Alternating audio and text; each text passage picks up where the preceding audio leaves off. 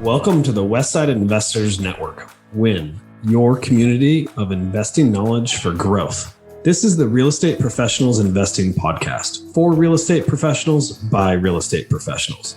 This show is focused on the next step in your career, investing. Thank you for listening. And please, if you like our content, rate us on your podcast provider.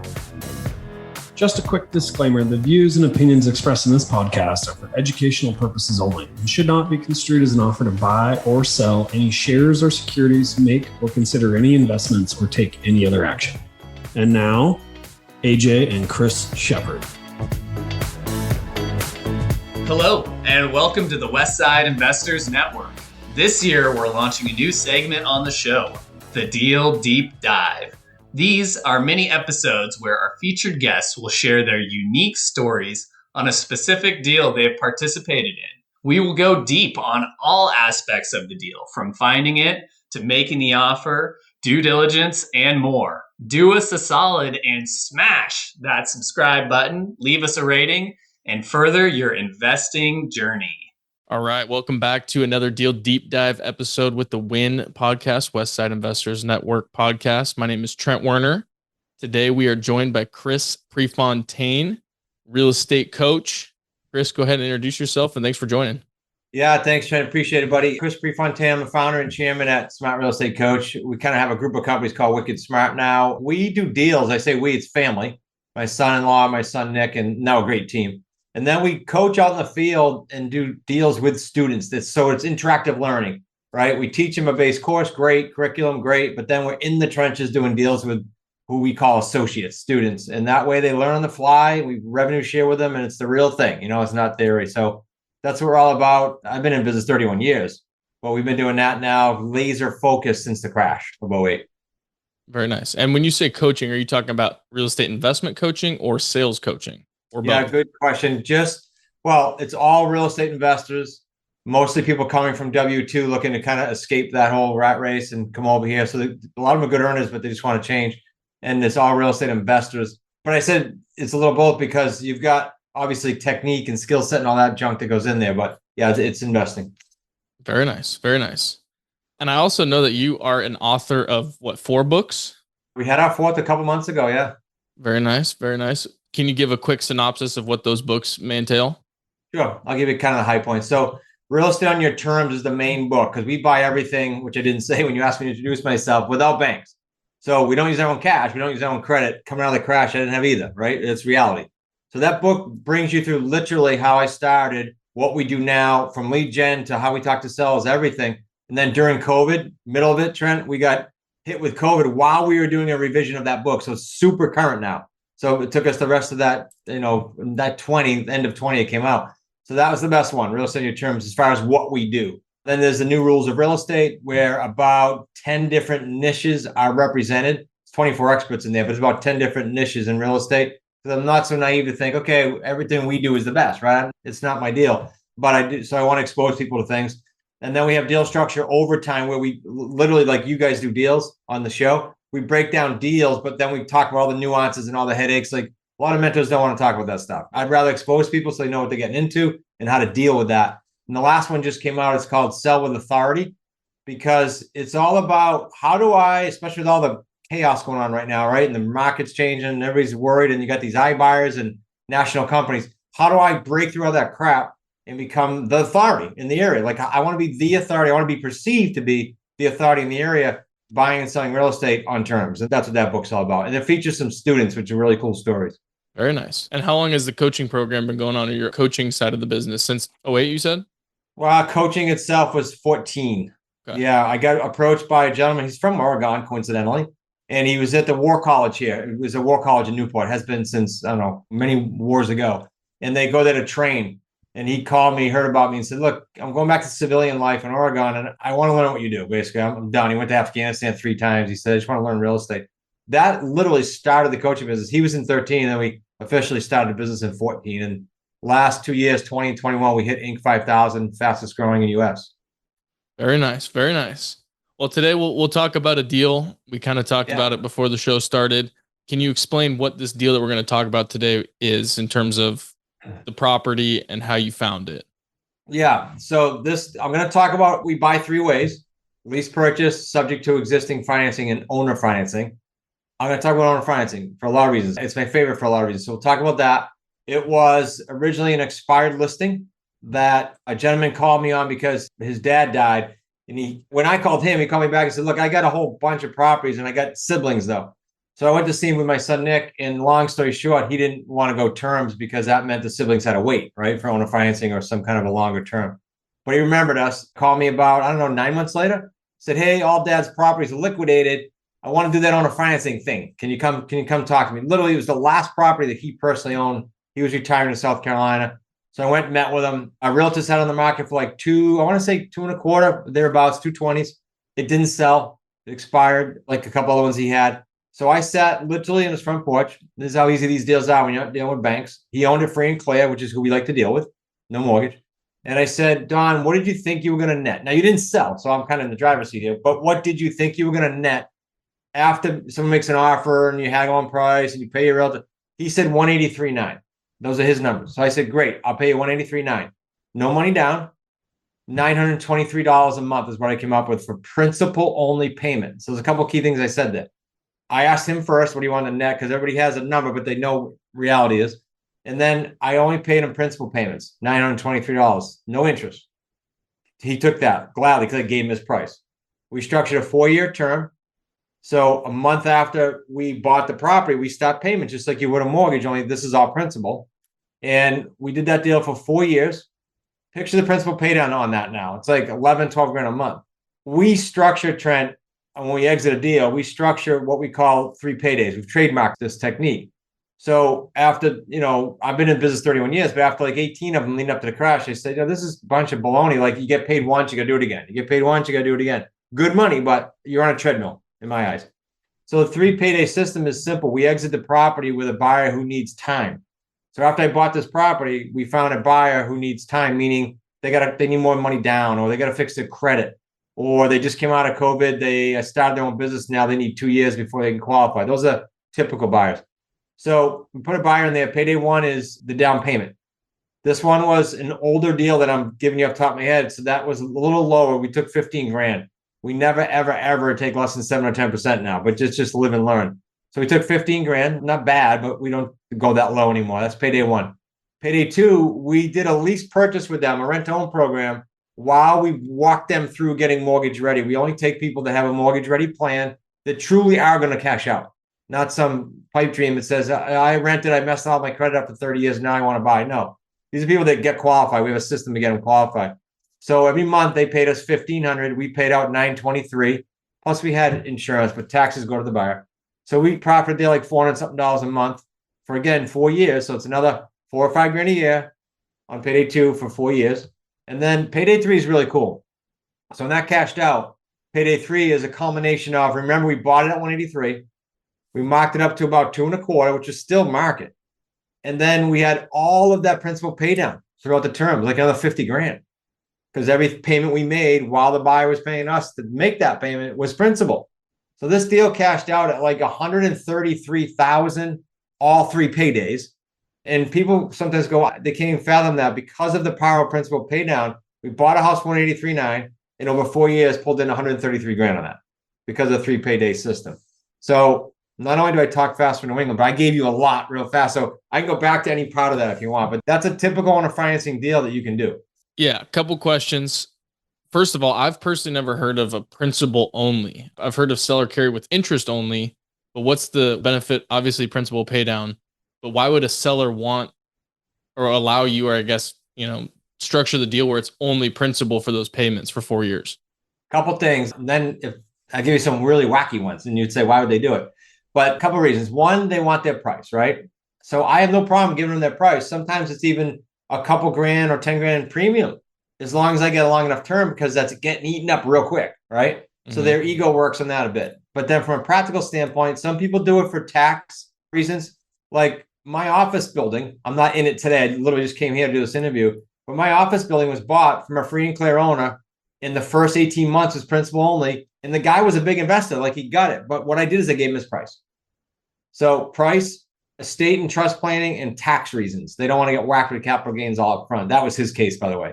He just forbid me to pay him up front. and he loved that I gave him his price. He didn't care about principal only because he wasn't getting whacked on capital gains right away. And now here's a word from our sponsor. Get things done while you're on the move. Learn more about working with a virtual assistant through Offsite Professionals. It's a great way to get all the things done that you need to get done. Have freedom in your time and streamline your life by automating your business. Stop spending time on the tasks that you can delegate and start spending more time on your superpower. Call us today at 503-446-3177 or visit our website at offsiteprofessionals.com. And then you talked about you have buyers lined up. Do you have these people lined up prior to finding deals, or do you find the deal and then seek out a lease option or buyer? Yeah, it's the latter. And the reason it's a very good question is a lot of niches, as you know, teach build a buyer's list first, and you have to at some niches. With us, the situation with the market, even more so now, but even before this interest rate hike, there are so many buyers that can't qualify on the sidelines. They're not all good, but there's a batch of those that are good and deserve a mortgage once they clean things up.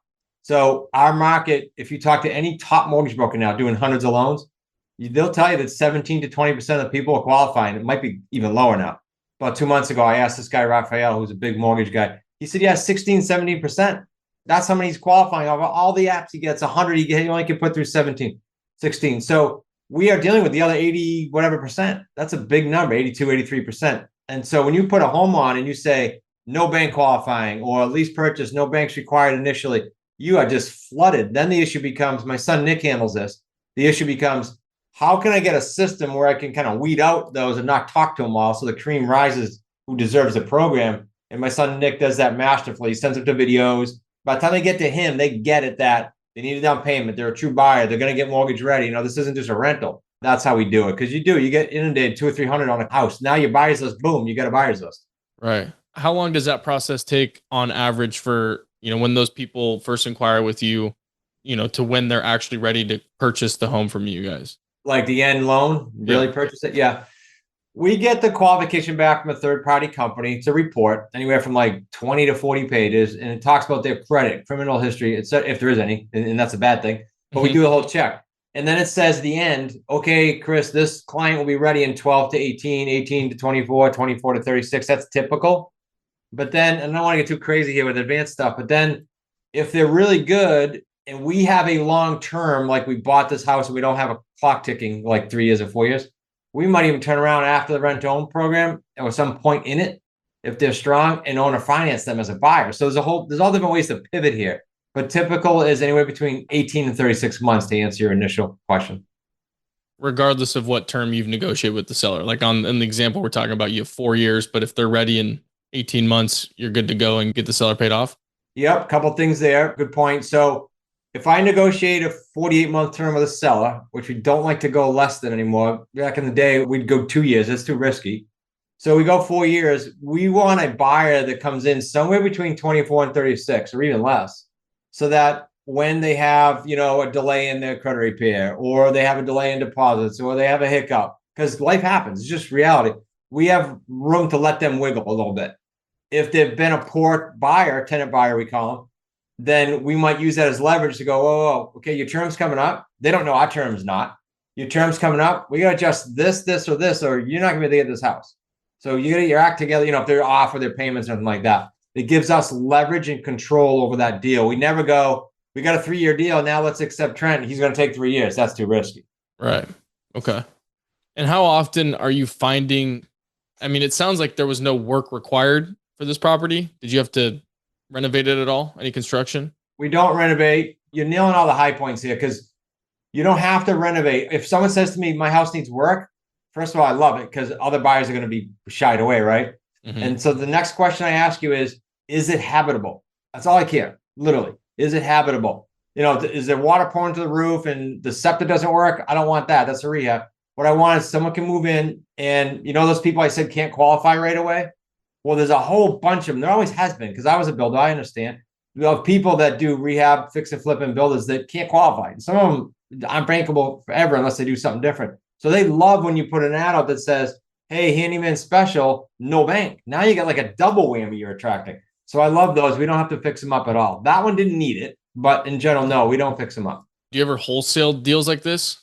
I could count on one hand how many times I've wholesaled, and we've surpassed 1,000 deals a long time ago. We do have one of our exits though, Trent, that acts like a wholesale. We call it an AO and a sign out. And here's how it works. It's like I got a seller who payment's too high, or they want too much, or they don't want to share anything with me. Like they just won't do a deal with me. I'll say to them, look, we specialize in this, but what I'll do is I'll go find a tenant buyer. I'll get them qualified. I'll present a report to you. And if you agree with me, I'm going to tell you why I would accept them. But if you agree, I'll assign them to you on our agreement. It's a nice buyer's agreement, same as I would do. Only they get to deal with them direct, and they get all those paydays. I just get payday one up front. And that's called a sign out. Very similar in that it's only one check to a wholesale type deal. And the check's a little smaller like that. That's the closest thing we do to that. Okay. And how are you drumming up deals like this? Because I see wholesale deals all the time that need a lot of work. It's very rare that I'm seeing deals for a good price that are habitable. They might be dated, but they're at least habitable. Yeah. We get all leads. I'll go 2 tiers here. For the new person, and how we started in our base always foundation is the basics that people know: for sale by owner, for rent by owner, and expireds, coming back now. And then, especially during the craziness after the harvesting that was done during the beginning of COVID, then the market, as you know, got crazy and it was harder to get deals.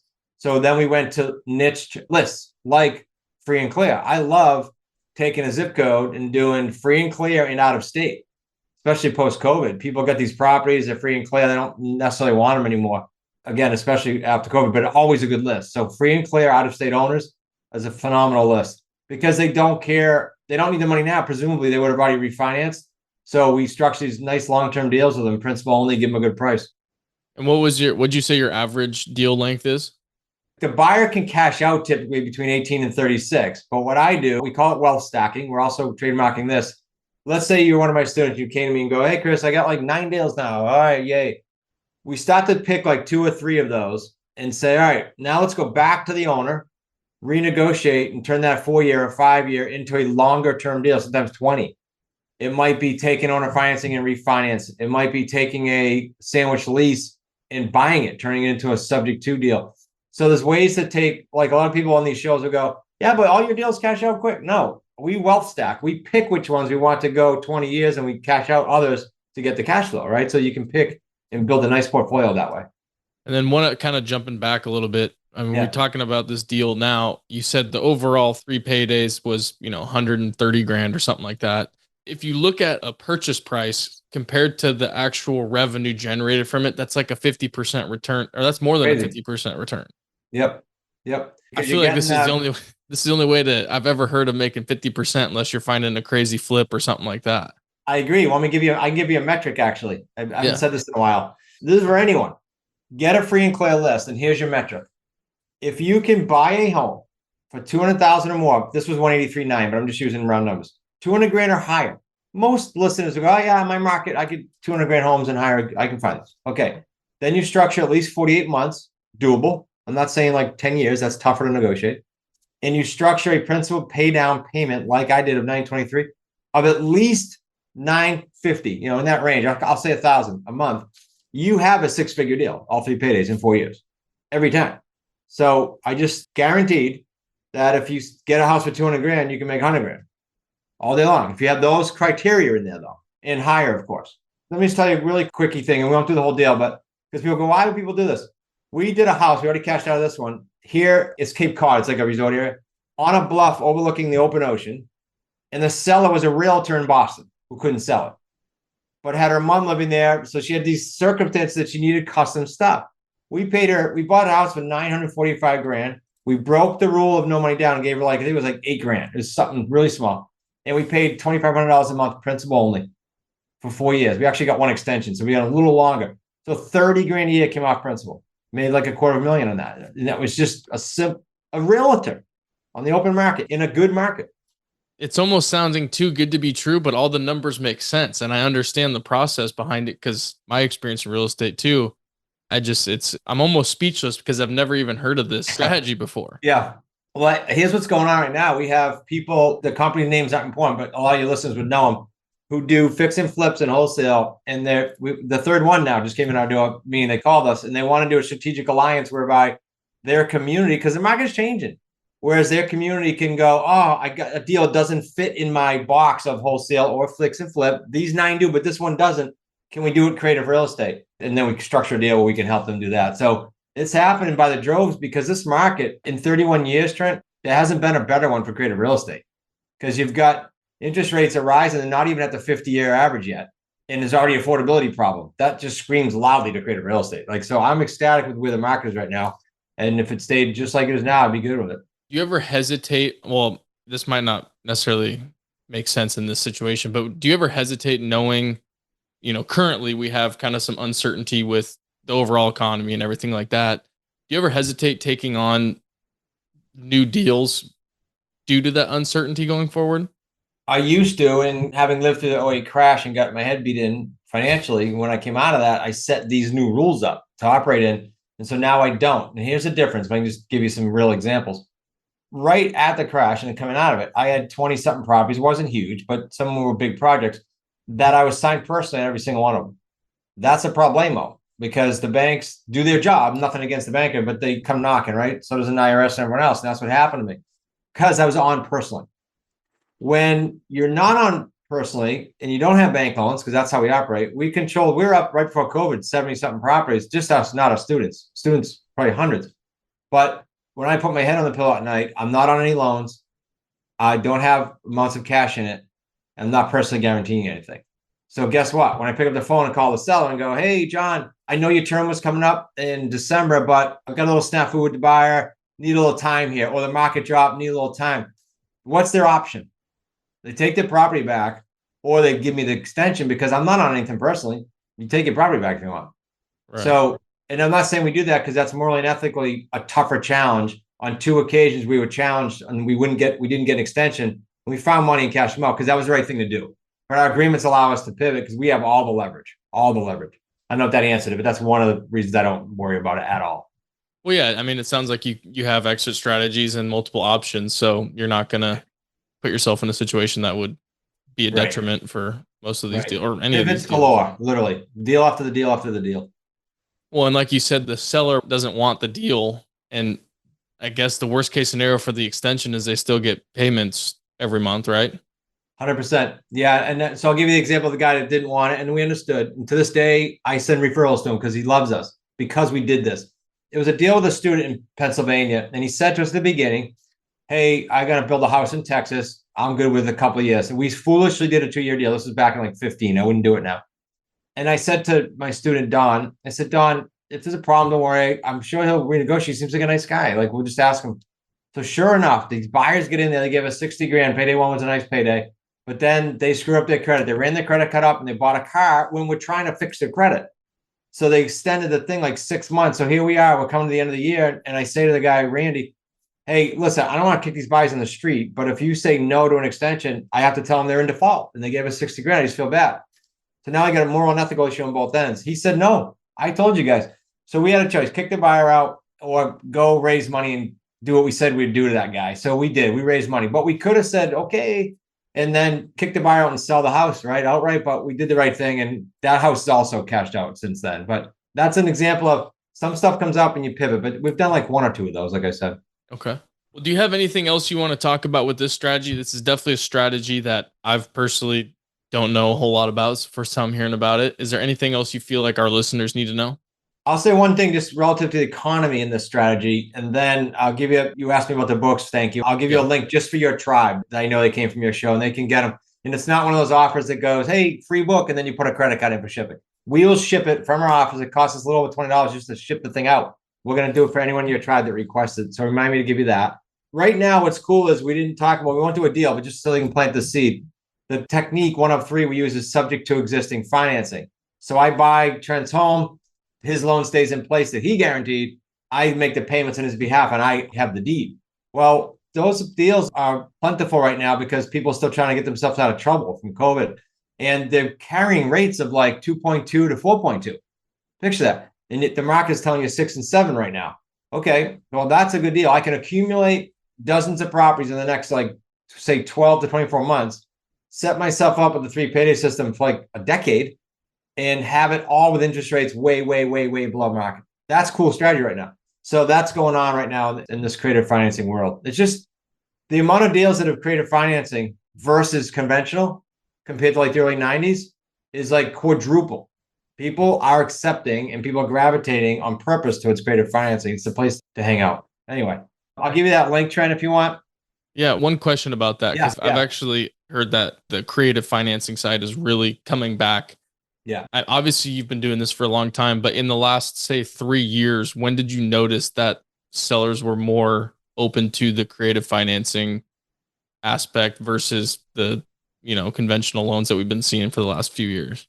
Yeah, it's whenever the market is like either chaotic or unpredictable. So 2 times in the last 3 would be COVID hit. March and April, everyone was panicking. I literally, any one of my students will remember it, screamed on the mastermind calls and on Zoom, double down. Now's the time to talk to sellers. They need you, like they need a guide. Our property intake tripled in the community, the Wicked Smart community. And then it got crazy, good. And then, of course, it went back down to normal for us. So that was a major surge because they just had to tackle that. And then the next time was when the interest rates started going up, like whatever it was 6 months ago, my students would call up, being on the mastermind calls going, wow, like these people that want nothing to do with me are calling me back now. Why? Because they're panicking. Buyers just got all pushed to the sidelines. The demand's not the same, and it's starting to trickle. And so those 2 in the last 3 years were the major, and now we're still in the second one. I was going to say it's probably going to continue until buyers start seeing rates go, back to normal. I agree, and I don't know when that's going to be. I know normal. You did that right because normal it depends on your age. My first house was 8 or 10%. But we've been used to these crazy rates. The average for 50 years is, guess what? 7.7. And for the 3rd time in 50 years, we have an affordability problem already. Why? It's just because people were used to that. They thought they could buy. Now they're out on the street, they think, but they can do it this way. Very nice. All right, Chris, let's talk about books. Yeah, so just go to Wicked Smart Books with an S, wickedsmartbooks.com/Westside. And that'll get you, so I know it came from your show, and that'll get you we usually put at least 2 of them in, but the main one being that one I said, Real Estate on Your Terms. Very nice. I'll make sure it's in the description. Chris, thank you so much for your time today. I really appreciate you sitting down and chatting with us. And I'm excited for this one to come out. Thanks, buddy. I appreciate the questions, especially when you said you hadn't known about. They were very good questions. Appreciate it. I definitely learned a lot today. Thank you for listening to this episode of the Real Estate Professionals Investing Podcast on WIN, your community of investing knowledge for growth. We hope that this episode has increased your knowledge and added value to your path to freedom. If you would, please take a second to rate us so that we can get more great investors to interview. If you or someone that you know wants to be on, please visit westsideinvestors.com and fill out our form to be on the show. Thank you again and enjoy your day.